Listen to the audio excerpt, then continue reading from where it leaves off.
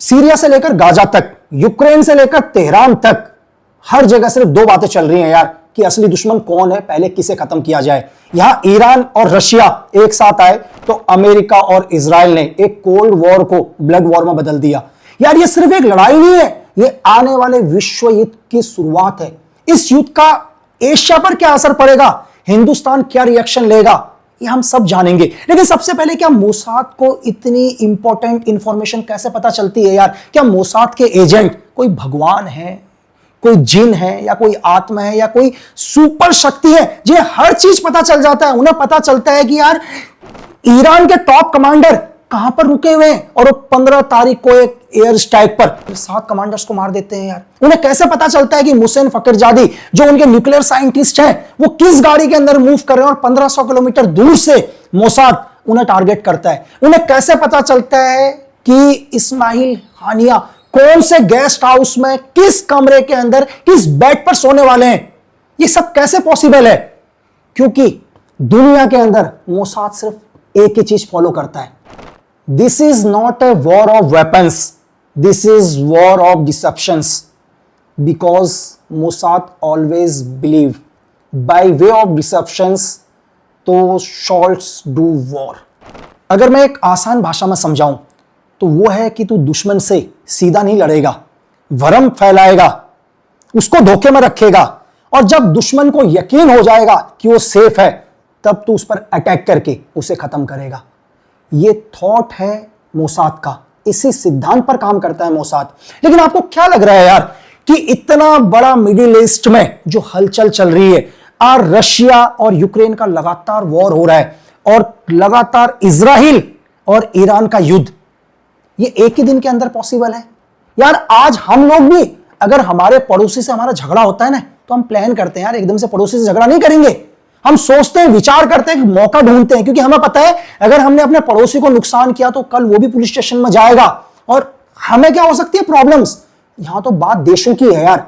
अगर आज मैं आपको इस ईरान और इजराइल का वॉर समझाऊं तो हमें थोड़ा सा इतिहास में जाना पड़ेगा। तो आज आप इजराइल और इस ईरान के पूरे कॉन्फ्लिक्ट, पूरे वॉर को समझ जाओगे इसके पीछे कौन है। यार जब सेकेंड वर्ल्ड वॉर अपने अंतिम क्षण में था तो क्या होता है, 1 जुलाई 1945 को ब्रिटेन के प्रधानमंत्री चर्चिल एक ऑपरेशन लॉन्च करते हैं जिस ऑपरेशन का नाम था अनथिंकेबल। कितना मुश्किल नाम है ना यार। अब सोचो कि ये वो नाम है जो आपको इतिहास के पन्नों पर मिलेगा, और बहुत सारे लोगों को इस ऑपरेशन का नाम ही नहीं पता, और मुझे इसका नाम भी पता, मुझसे बोला नहीं जा रहा। तो कितना मुश्किल शब्द है ना यार, अनथिंकेबल मतलब अकल्पनीय, जिसकी आप कल्पना नहीं कर सकते यार। इस ऑपरेशन को क्यों लॉन्च किया पता आपको? इस ऑपरेशन को चर्चिल यानी कि MI6 जो आज दुनिया की सबसे खतरनाक एजेंसी है। मैं क्यों बोल रहा हूं दुनिया की सबसे खतरनाक एजेंसी? क्योंकि जिस ब्रिटेन का, जिन अंग्रेजों का कभी सूर्य अस्त नहीं हुआ, और आज 2025 में आप हमेशा सुनते हैं यार कि ISI टेररिज्म, मोसाद दिन रात ऑपरेशन कर रहा है, CIA दुनिया की सरकार पलट दी, लेकिन आप कभी MI6 का नाम ही नहीं सुनते यार। क्या वो अंग्रेज शांत रह सकते हैं जिन्होंने पूरी दुनिया को अपना गुलाम बनाया है? तो कुछ ऑपरेशन पर्दे के पीछे होते हैं जो कभी सामने नहीं आते, लेकिन कई देशों को इतिहास के पन्नों से मिटा देते हैं यार।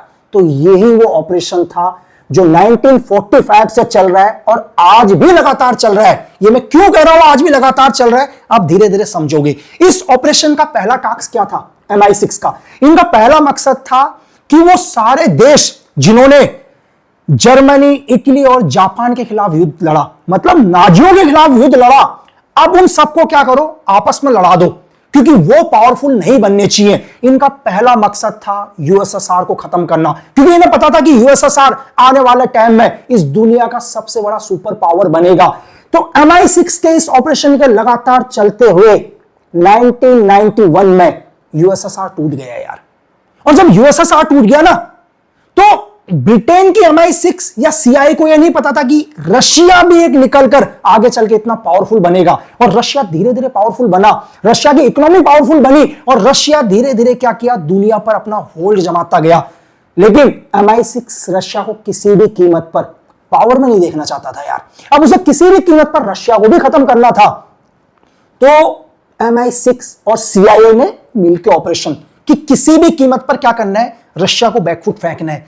और उन्होंने मोहरा किसको बनाया? मोहरा बनाया यूक्रेन को। और यूक्रेन को बोला कि यार आप नाटो के साथ जुड़ जाओ करके। यूक्रेन को ऑफर अच्छा लगा यार, उसने कहा ठीक है यार, बड़े बड़े पावरफुल देश मेरे से मिल लेंगे तो मैं भी पावरफुल में आ जाऊंगा। लेकिन रशिया कभी नहीं चाहता था यार, रशिया चाहता ही नहीं था कि वेस्ट नाटो आके उसके दरवाजे पर रहे। रशिया ने इसका विरोध किया, लेकिन यूक्रेन ने बोला नहीं भाई, मेरे पीछे तो पावरफुल देश है यार। लेकिन यूक्रेन को कभी नहीं पता था कि वो एक प्रॉक्सी के तौर पर यूज हो रहा है, और अगेंस्ट कर दिया रशिया के।